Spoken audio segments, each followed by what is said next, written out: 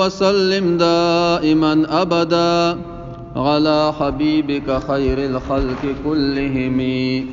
هو الحبيب الذي ترجى شفاعته لكل هول من الأهوال مقتحم.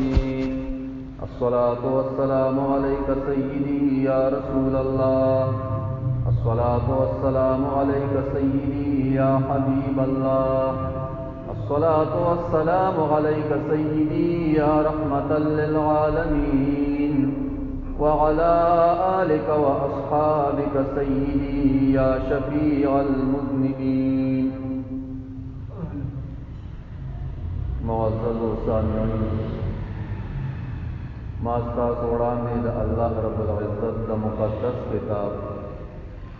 قرآن مجید فرقان حمید برهان رشید نا سورہ توبہ لسم سپارہ آیت نمبر 1 صحیحہ مبارکہ تلاوت کا. رب العالمین دې په ماته د حق وینا کولو او په هغې باندې مونږ ټولو ته د عمل کولو توفیق را نصیب. یو جمعه مبارکه مونږ په دې باندې بیان کړو امر بالمعروف او نهی عن المنکر، او د هغې د پاره چې کوم دی کوم خلق دي عوام یې کولی شي او خواص هم کولی شي. دعوت پکې به مونږ بیان کړ چې په دوه قسمه دی. یو چې کوم دی دعوت د فضایلو دی او بل دعوت د مسایلو دی، د احکام شرعیو. نو دعوت د مسائلو دی به عوام نه کوي، بلکې عوام فضائل بیانولی شي خو لیکن مسائل نشي بیانولی. د احکام شرعیو دپاره د رسول الله صلی الله علیه و آله وسلم مبارک نائبان موجود دي، وارثان موجود دي، علماء کرام دا به چې کوم دی مسائل بیانوي. پنن جمعې مبارک باندې هم بیا امر بالمعروف او نهی عن المنکر باندې یو څو خبرې چې دې ته مونږ او تاسو ټول په پورا ضرورت لرو، او دا عمل په مونږ او تاسو کې کم نه چې بیخي او چا کې ښکاري. که بدي ویني هغې نه څوک منع کوي نه، پخپله یې هم کوي. او د نیکۍ دعوت ورکولو والا کسان هغه به ډېر کم وي په معاشره کې چې د نیکۍ اړخ ته چې کوم دی حکم ورکړي. ابو ولید عبادہ بن صامت رضی اللہ تعالی عنہ مبارک وائی چې مونږ د رسول الله صلی الله علیه و آله وسلم مبارک سره په دې خبره باندې بیعت وکړ چې مونږ په پتنګۍ کې یعنی سختۍ کې او آسانۍ کې، په خوشحالۍ کې او په خفګان کې، په هر حال کې به ستا خبره اورو او ستا اطاعت وکړو. او دا د مؤمن شان وي. که مؤمن بیمار وي او که روغ وي، که د باندې سختی وي او که د باندې آسانی وي، که دی خفه وي او که دی خوشحاله وي، په هر حال کې به چې کوم دی د شریعت پابند وي، د الله او د رسول حکم به هغه به مني. او په دې خبره باندې چې کوم دی بیعت وکړو د رسول الله مبارک سره چې مونږ به د اقتدار په معاملې کې د مسلمانانو حکمرانانو سره نه جنګي. داسې به نه کوو چې یو چا ته بادشاهي میلاوه شوه، هغه د هغې اهل دی او ته راولګې او دغه بادشاهي تر نه راکاږي چې 15 کاله پوره شو، اوس ته د دې کرسۍ نه راکوشه او بیا به اټونه کوو. دا د اسلام خلاف خبره ده، د شریعت خلاف کار دی. داسې به نه کې پرېږده هغه له الله رب العزت بادشاهي ورکړله او ملک ته ترقي ورکوي، مؤمنانو مسلمانانو ته آسانتیا راولي، نو بیا یې پرېږده چې هغه په دې بادشاهۍ باندې یو څو مدت تېره کړي تر څو پورې چې الله رب العزت غوښتي وي او د هغه خوښه وي. نو یې مونږ به دوی سره نه جنګېږو مګر دا چې په دوی کې ښکاره کفر وویني او چې په دې باندې بیا تا سره د رب العالمین د طرف نه دلیل هم موجود. یو حاکم امیر راولګېدو او یو ګناه یې وکړله، شراب یې وڅښل یا یې زنا وکړه، قتل یې وکړ، نو په دې باندې به ورته ته کافر نه وې. په ګناه باندې به څوک کافر کې نه. په معاشرې کې ډېر خلک چې کوم دی یو بل ته د شرک او د کفر نسبت کوي مشرک ته بدعتي دی او کافر دی، نه دا څه به نه کوي چې د رب العالمین د طرف نه په تا سره دلیل وي چې سبا له ته د الله رب العزت په درګاه کې د هغې جواب هم ورکولی شي. یو حاکم راولګي یو نوی آیین یې پاس کړ چې د الله رب العزت کوم قانون د کتاب هغه یې پرېښود او خپل آیین له یې په هغې باندې ترجیح ورکړله، نو دا اوس کاره کفر دی. یو امیر راولګي د الله رب العزت د زنا 4 ګواهان بیانوي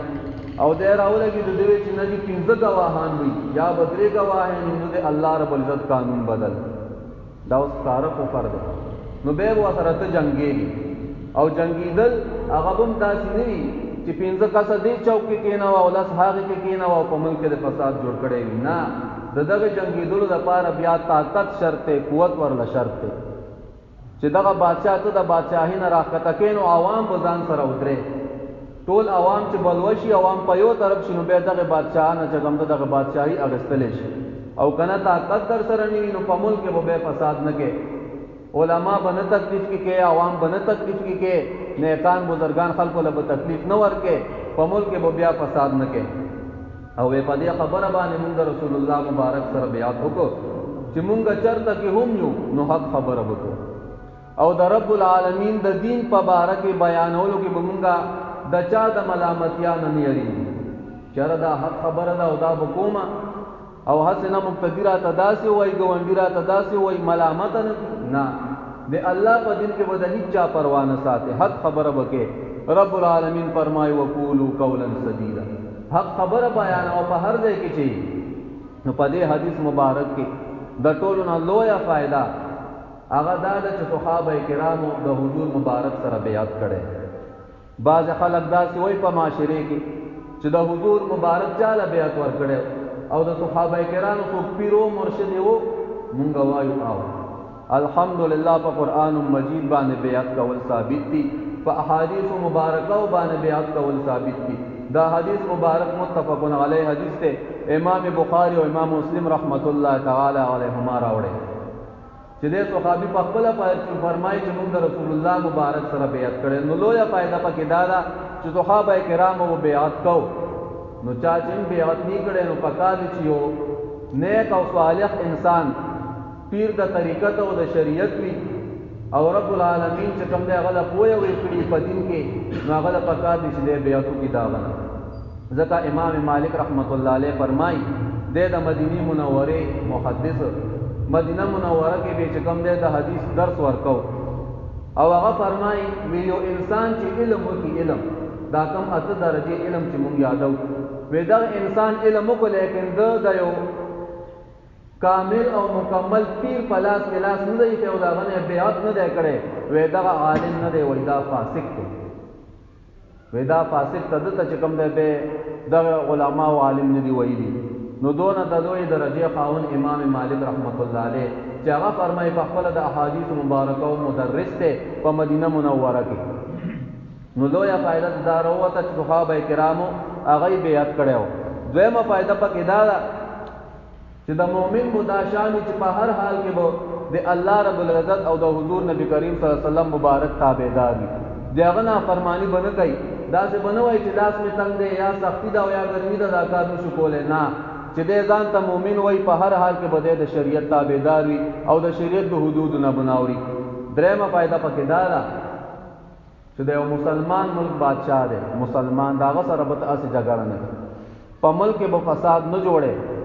او به چې جګړه کوي نو هغه لپاره طاقت ضروري ده او هغه وخت چې هغه کې ښکار کفر موجود وي، هغه ښکار کافر وي او شریعت او کافر ویلې وي. بل فائدہ پکې دا ده چې مسلمان په هر ځای کې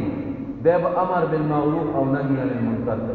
حق خبره به کوي، دا به نه وایي چې د ما پلار دی او دی غلطه کوي نو زه ورته څه نشم ویلی، نه. رب العالمین فرمایي قو انفسکم و اهلیکم نارا، خپل ځان او خپل اهل دا د اور نه بچ کړي. نو اهل کې ستا پلار دی، ستا یار دوست دی، ستا ښځه ده، ستا بچي دي، ستا معاشره محله مقتدیان، دا ټول ستا په اهل کې راځي، دا ټول به چې کوم دی ته د بدو نه بچ کې، د اور نه به بچ کې، چېرته اور ته لاړ نشي. نو د حدیث مبارک مقصد دا دی چې امر بالمعروف او نهی عن المنکر دا به د مؤمن شان وي چې دی به په هر ځای کې کوي. ام المؤمنین حضرت ام سلمہ رضی اللہ تعالی عنہا مبارک وائی کہ رسول اللہ صلی اللہ علیہ وآلہ وسلم مبارک ارشاد کو فرمائے یقیناً ان قریب پتا سبحانه بدا سے خلق حاکمان جوړ شي چې هغه په څه کارونه تاسو فغنئ او څه کارونه به تاسو بد ګڼئ دواړه کارونه به کوي څه به ښه کوي او څه به بد کوي نیکۍ نه به هم کوي او بدۍ نه به هم کوي د حاکم د مشر ښه کار به دا وي چې تا ته لارې کوڅې پخېږي ویڼۍ درته پخېږي بجلي ټرانسفرمر یې درته ولګوي دا یې ښه کارونه دي او عوامو سره نیکي ده بد کارونه یې څه شی دي بد کارونه یې دا دي چې په ملک کې فحاشي عامه کي بدکاري پکې عامه کي په سکولونو کې چې کوم دی ډنګ ډوب عام کي مونږ به لپیاتي ہے دعا بن کې تمنا مریدا دعا د مونږ به چې وي نو مونږ به لاسونه اوچت کړي دعا مو به په سکول کې کوله نن سبا په سکولونو کې دې سره شان شروع ساز و سره شروع وي او ډمامې و سره شروع وي نو یې څه کارونه به تاسو ښه ګڼئ او څه به بد ګڼئ د شریعت په خلاف دي نو حضور مبارک فرمایي فمن کرہ فقط برئ ویچا چې دا کار بدی وګڼه دا بد کار وې دا بری شي مطلب دا دی چې چا منع وکړ په سکول کې دعا سره ترانه شروع شوله نو ستا دا وس نه کېږي چې په لاسې بنده کړي لیکن په زړه کې خو دې بده وګڼل او مخ دې ترنه راواړو او روان شوې ترنه خوشې شوې ترنه د خفګان اظهار دې وکړو او وی هغه څوک من انکر فقط سلمه او وی چا چې ترنه انکار د وس مطابق دی څومره چې ستا وس کېږي د دغې بدۍ باندې به ته رد کې وی دام بچ شو نو دا دواړه بچ دي خو لیکن دغه ړومبنې چې په لاس سره یې منع کړي په خولې سره یې منع کړي دا د قوي ایمان والا دی ورپسې دا دویم چې په زړه کې بده وګڼله دم ایمان شته پکې خو لیکن د ایمان ضعیف دی کمزور دی حضور مبارک فرمایي وی چا چې یو بدۍ لره ګناه لره په زړه کې ګناه ونه ګڼله وی د دې نه اخوا د اوري د دانې عمره د ایمان څه درجه نشته د زړه د ایمان نه خالی دی نن سبا که د چا باندې په یو کار په زوره بند کړي یو ګناه دې پې بنده کا ته بیا خپل عزت ته ګوره څونه عزت دله درکوي په کور کې به مړی بني شوی په کور کې به خفګان وي ولې ګناه یې بنده کړي ده په ګناه باندې رد کړی دی هلکه دا دې ولې کو که یو ماشوم خپل بچی دې وي ټنګ دې ته ووایست په مور به پې خفه کېږي دا ولې هلکه خو ګانې اورېدې نه داسې به دې نه کول نو نه سمېدو نو ما خپل بچی ده نو ځکه مې ووالو نو ګناه اوس په دې معاشرې کې ګوره چې کوم خلک په زړه کې ګناهونو ته بد وکړي هېڅوک یې نه وایي وروڼو ډېر کم خلک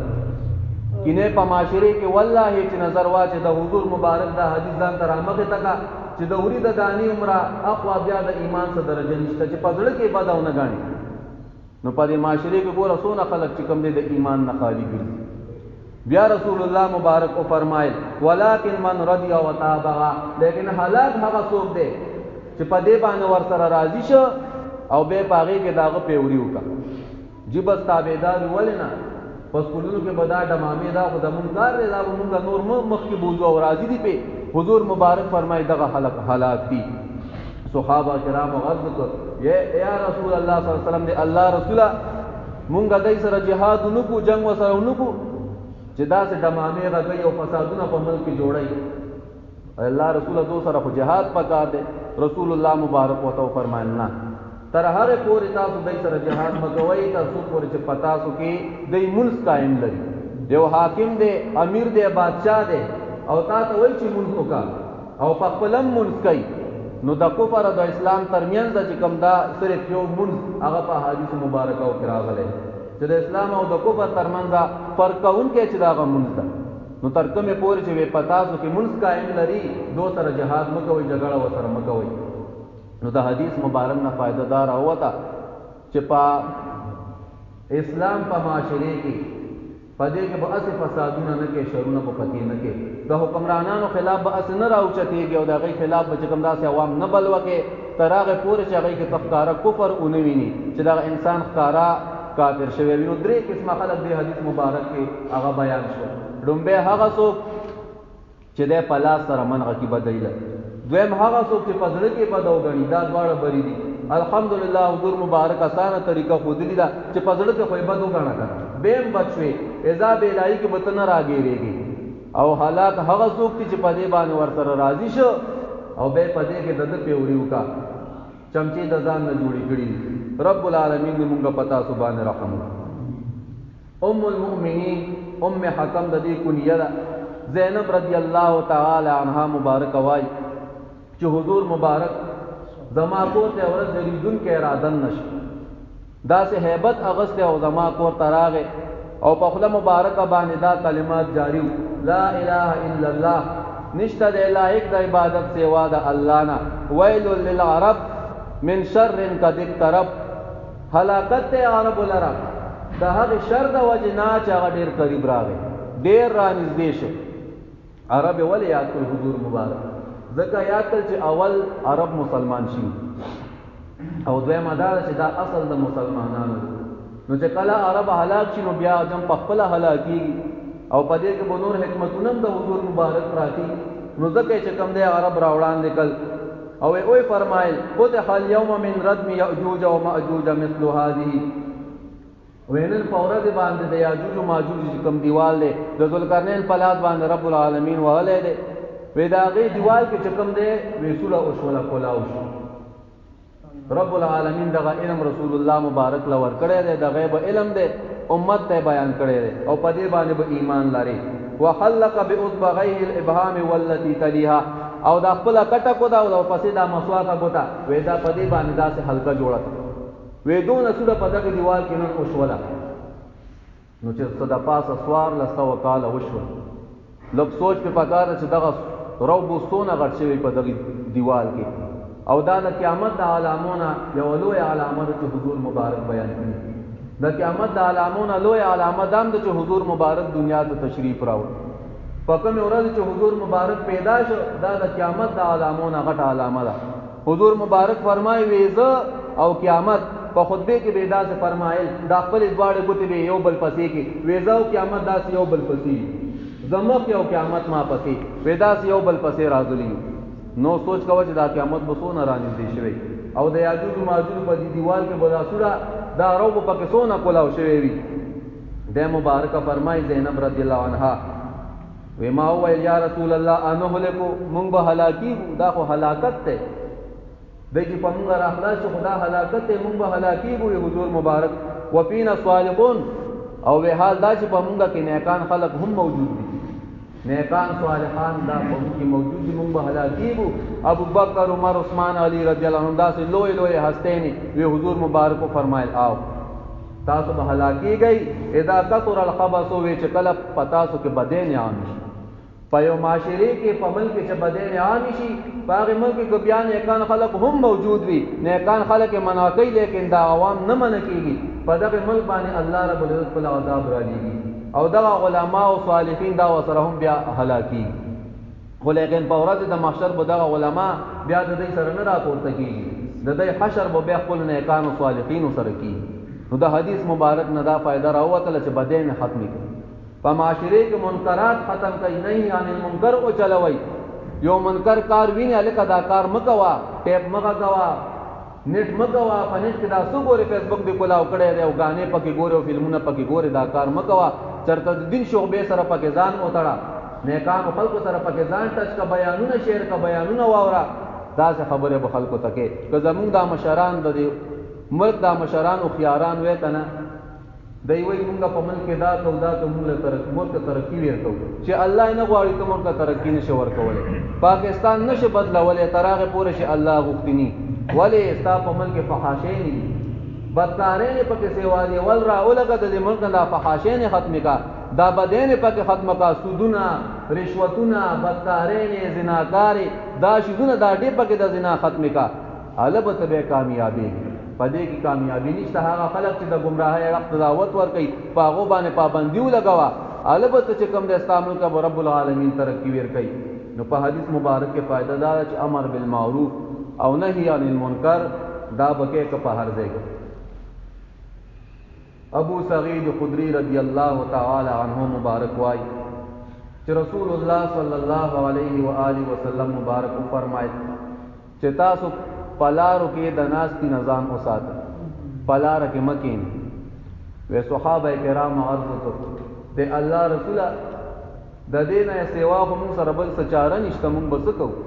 خامخا پلارو کې مودریګو خبره وکاو 30 غنټې که انسان په کور کې کینی خو تنګ شي، کوم اړخ ته بځي؟ خامخا د کور مخې ته بودرېږي. دکاندار که 30 غنټې په دکان کې ناست خو تنګ شي، خامخا بهر به کینی او خپل خرید او فروخت به کوي. وی د الله رسول مونږ به څه کوو چې په لارو کې کینو؟ وی حضور مبارک ورته وفرمایل چې کله تاسو د دین نه شئ منع کیده او په لارو کې کینئ نو بیا د لارې حقوق ادا کړئ، د لارې چې کوم حق ته هغه ادا کړئ. وی مونږ تاسو کو د الله رسول د لارې حقوق کم دي؟ وی حضور مبارک او فرمایل غض البصر، د نظر حفاظت کوئ، د نظر حفاظت کوئ، خپل نظرونه ښکته ساتئ چاته ګورئ ما. وکف الاذى، او د لارې نه ضرر رسونکې شی هغه لرې کوئ. او دویمه معنا دا ده چې دا خپل ضرر خلکو ته مه ور رسوئ.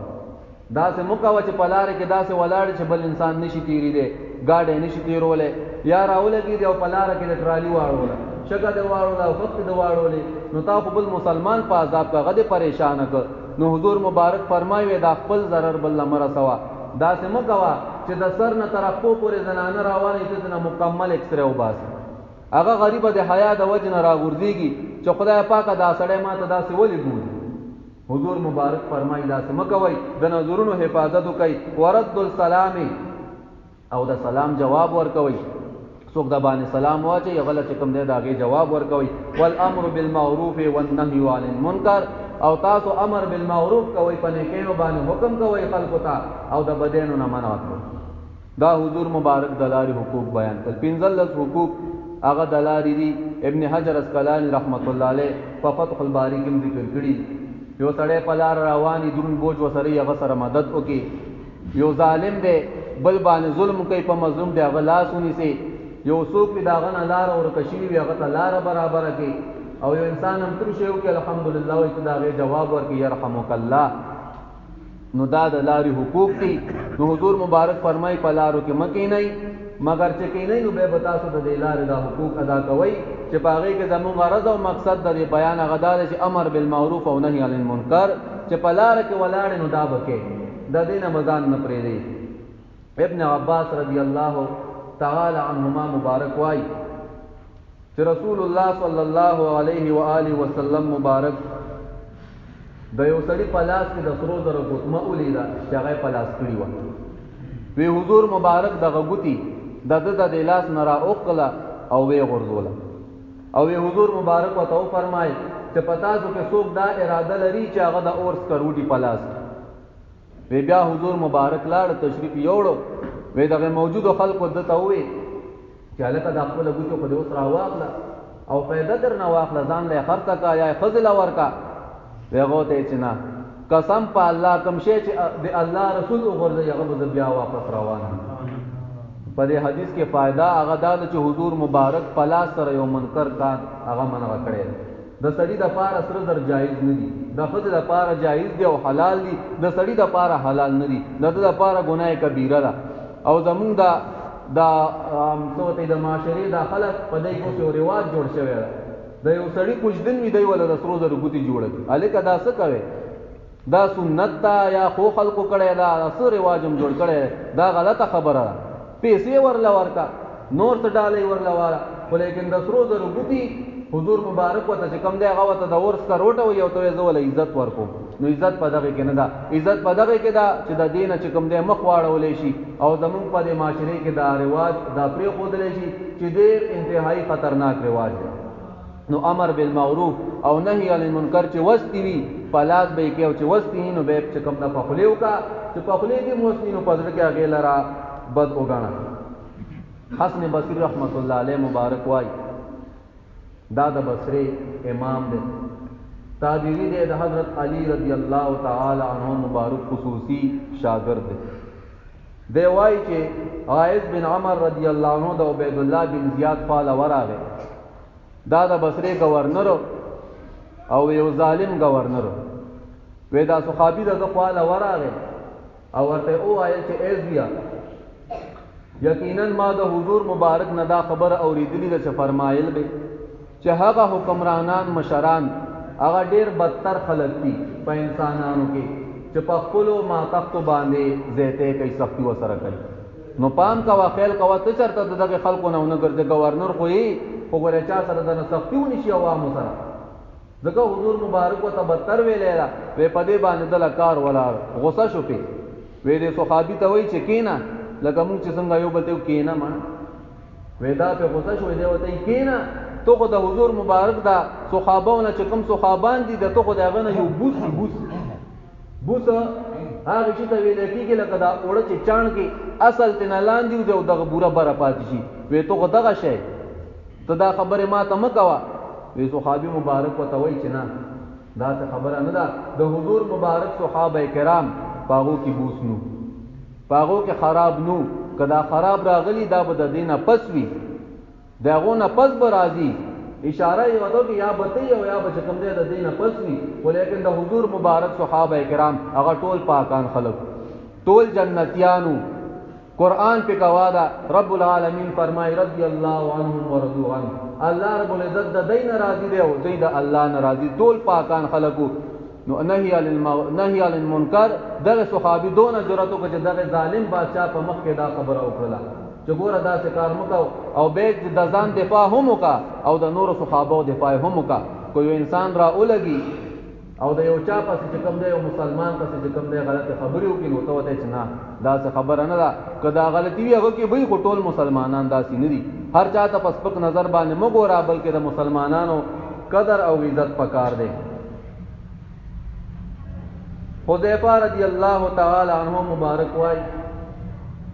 چې د دوالو جهانو سردار محمد رسول الله مبارک فرمایل چې تاسو بخامخا په نیکۍ باندې حکم ورکوئ او خامخا به د بدینه منغه کوي او کدا سینی نو ګره به په تاسو باندې رب العالمین د خپل طرف نه عذاب راوړي به تاسو دعاګانې غواړئ او دعاګانې نه قبلي اوس مونږ او تاسو ځان ته سوچو کو څونه دعاګانې غواړو کله یو نیک بندل سو کله بل لیکن دعا قبليږي نه دا ولي وجه دا غدا د په معاشره کې امر بالمعروف او نهي عن المنکر هغه نشته دی هغه ختم دی ځکه زمونږ دعاګانې نه قبليږي نو لویه فائدہ پکې دا ده چې ته به د غضب الهي نه هم بچي او د رب العالمین نه چې بیا یو سوال کې دعا کې هغه دعا به د رب العالمین رد کوي نه او دعا به چې کوم دی قبليږي حضور مبارک فرمای وې د ټولو نه افضل جهاد دا دی چې ته د ظالم بادشاہ په مخ کې حق خبرو ظالم وتویلې ویلې کیږي ظالم وتذکر ویلې کیږي چې دا بدین نه بندي په خپلم بدین کوي بدکارونه کوي او په معاشره کې هم بدین نه بندي ځکه وته ظالم بادشاہ ویلې کیږي نو افضل جهاد دغه د جهاد غني مرتبه دي حضور مبارک لا بچ سوکرال او تپوس به تر نو چې حضور مبارک کوم یو کار افضل دی نو چاته به وی الله ذکر کوا چاته به وی د مور او پلار خدمت کوا چاته به چوکتل هغه ته به وی ته میدان ته روزا تور را واخلا میدان ته ودا چاته به وی حکمت والا به چولی د حضور مبارک له رب العالمین علم ور کړو حضور مبارک بچ سړی تو قتل هغه باطل کې بوتار تفکر جو کو ډاکټرو هغه ډاکټرو زمونږ او تاسو داسې به چوکتل بس وته به معلومه شو چې په دې سړی کې د دې خبرې کمې ده هغه کار به وته بیان نو د ظالم بادشاہ په مخ کې حق خبره کول د حکمت والا ته به دا خبره کوله چې دا د حکمت والا دی د دنه ظالم بادشاہ متاثر شي او حق به قبول نو په دې باندې په دې حدیث مبارک کې فائدہ دا پرته چې هر څومره د علاقې گورنر د ملک بادشاہ کاغه ظالم شي او استاوس کیږي نو د وس مطابق ته به هغه په مخامخ باندې حق خبره کې او دغه منکر کار دا به په باندې ک پلاس سره پلاس باندې خو زمونږ استاد وس نه کیږي خو لیکن ک په خلا باندې او په ځړ کې بدو غنا خو لیکن دغه کار حضور مبارک فرمایي چې دا افضل جهاد دی چې د ظالم بادشاہ په مخ کې ته چې کوم دی حق خبرو کې ابن مسعود رضی الله تعالی عنہ مبارک وای چې حضور مبارک فرمایل چې په بنی اسرائیل کې لومبۍ کوتاهی چې په دین کې هغه پیدا شو به هغه دا و چې یو سړی به د بل سره ملاو شو نو هغه ته به اویل چې ای پلان کیا دا کار چې ته کینو دا کار ګوره استاد لپاره حلال نه دی دا بد کار مکوا وې چې سباله به سره بیا ملاو شو هغه په دغه ګناه کې مبتلا خو حضور مبارک فرمای وې دغه دا ګناه وې دا چا بچو ته نصیحت کول وې دا به د دین منع نه کو چې دوه سره خوراک بند کړي وي دوه سره سکاک بند کړي وي دا د سره نه کېناسته نه پاسې دی وې د دې زړونه چې کوم دی رب العالمین یو شان کړ ولی ځکه چې کوم نیکان هغه د دین نه منع کیدل پکار خدا و چې انسان ګناه کوي نو ته ورته نصیحت وکړه چې نصیحت ته ونه مني رب العالمین د پاره ته د هغه سره لین دین پرېږده هر څه ختم د الله د پاره به بدین کې او د الله د پاره به دوستین کې د چا سره دشمنی کې د الله د پاره بس ختم کا ور سره هر څه چېرې ته دا ګانې بجانې نه بندې بس زمونږ ستا سره پاتې بس تا خپل کار او زمونږ خپل کار د دې لپاره چې انسان ته لغونت احساس وشي چې د رب العالمین قدر څنګه پکار دی او ما قدر الله حق قدره مونږ او تاسو ته د رب العالمین قدر نه دی معلوم والله چې د الله قدر د معلوم شو کنه د دې معاشره نه پخپل دا بدن به ختمي لیکن مونږ او تاسو چې کوم دی ایمانونه هم کمزوري او ګناه ته ګناه نه وایو نو رب العالمین د دې د ځونه یو شان کړ او رب العالمین چې کوم دی بیا په لعنت په وکړو په دې ټولو باندې رب العالمین لعنت وکړو او بیا حضور مبارک دا آیات کو فرمایا لعن الذين كفروا من بني اسرائيل على لسان داوود و عيسى ابن مريم لعنت کو الله رب العزت په هغه خلقو د بني اسرائیل چې هغه کفر او انکار وکړو په جبه د داوود او عیسی ابن مریم علیهم السلام دا ولی دغه چې وی د حد نه تیریدونکو او نافرمانی کوله کانوا لا يتناهون عن المنکر د ټولو نه لویه د خطرې خبره مونږ او تاسو له داله چې رب العالمین فرمایي بودی چې د بدینو نه منع نه کوله بدین به لیدي منکر کار به لیده او چې کم دا غي نه منع کو به حضور مبارک فرمایل چې هرگز داسې نه تاسو بخامخا چې کم دې پنه کوي باندې امر کوي او د بدین به منع کوي او د ظالم لاسونه بنيسي او هغه چې کم دې حق طرف ته په زور باندې راولي او په حق باندې مجبور وي چې دې دا حق قبول کی کینی رب العالمین په پتا سو باندې لعنت دل کا څنګه چې پاغي باندې لعنت کړ رب العالمین دې موږ او تاسو د خپل لعنت نه وسات نو په معاشره کې بدای هغه لیدل او هغه نه منع کولنا حضور مبارک فرمایي چې به پتا سو باندې چې کوم نه رب العالمین لعنت کړی د ترمذی پر روایت کې حضور مبارک فرمایي چې کله په بنی اسرائیل کې بدین عامش نو د دې علماء او د لمنه چې ګوره دا کار مکوئ دا بدین منع کوي ولیکن هغه منع نشول بدین کولی وې د بنی اسرائیل علماء به ورتل او دا غي سره بکین استل پاسیدل ګوره حدیث مبارک کې د ټولو لوی عبرت د موږ لپاره دا پروت چې کوم انسان دی الله او رسول خلاف کوي هغه سره بلین دین نه کوي هغه سره بناس تاسو نه کې خوراک سکاب بو سره نه کې په واده کې ډنګ دغه ته ولا بهم خوشه یې چرګان دی پکې او دې پیړۍ پکې ور کوي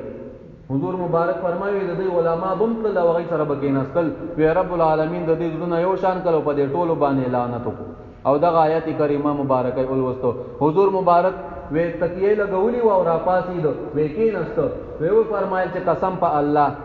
په ذات مې دې قسم دې چا په قدرت کې چې د ما سره داسې نه ده تاسو یوم نشي بچ کیده دا یوم خلاصې نشتا تر هغه پورې چې تاسو په حق باندې یو انسان مجبور کړئ حق به بیانې کپا هر ځای کې معاشره کار سوای وایب لیکن تب چې کم دې حق نه پرې دې حق به بیانې نو د مسلمان کار هغه دا چې د بل مسلمان رو رهنمایو هغه نه غلار تر رسیدت حضور مبارک فرمایي چې الدین النصیحه ودا دین چې کم دې ودا ټول چې کم دې ودا دا نصیحت او نصیحت ته هغه څنګه صحابه کرامو فرمایل د چا رهنمای یا رسول الله حضور مبارک وتو فرمایل چې د الله او دغه د کتاب د الله د رسول د مسلمانانو د حکمرانانو او د عام مسلمانانو وې د دې رهنمای د الله جل جلاله رهنمای هغه دا مطلب ته دا دی چې تاسو په الله جل جلاله باندې صحیح ایمان راوړئ کوم خبره چې په قران مجید کې بیان کړي دی هغه ټول امانه بعض معنی او بعض نه معنی ټول به معنی او د شریعت د اصول په چوکاټ کې به کم دی په دین باندې عمل کې د ځان نه جوړ شوی اصول هغه به نه رایج کې کم اصول چې محدثین او مفسرین ذکر کړي دي په اصول باندې بزي نو د الله جل جلاله رهنمای دا چې په الله باندې صحیح ایمان ولري او دغه اطاعت وکي فرمانبرداري وکي او د الله د رسول پر دغه د رهنمای چې ته د الله د رسول د رسالت تصدیق وکي پاغه باندې صحیح ایمان ولري کم شان چې ولا الله ور کړی دی هغه شان اومن چې بشکا دا شان دی بنده خدا الله خو نه ده لیکن بنده دا کم شان چې الله ور کړی دی پاغه باندې به ایمان لري د مسلمانانو د حکمرانانو د غیر رهنمایي دا چې ته به د هغه خلاف نه راوچتې کو یو مشر راوچت شو او یو بدی وکړه نو ته په ملک کې فساد نه جوړې، جګړې غوېمې به نه جوړې. که وستی کېږي خو عوام ټول ځان سره او که وستی نه کېږي په خپله ورشه دغه منکر پیمانه کا. که دغه وستی نه کېږي په ریډیو ته ویا خپل چې کوم دی هغه بیان پارلیمنت کې ورکا. که دغه وستی نه کېږي په زړه کې وګڼه، خو لیکن په ملک کې به چې کوم دی فساد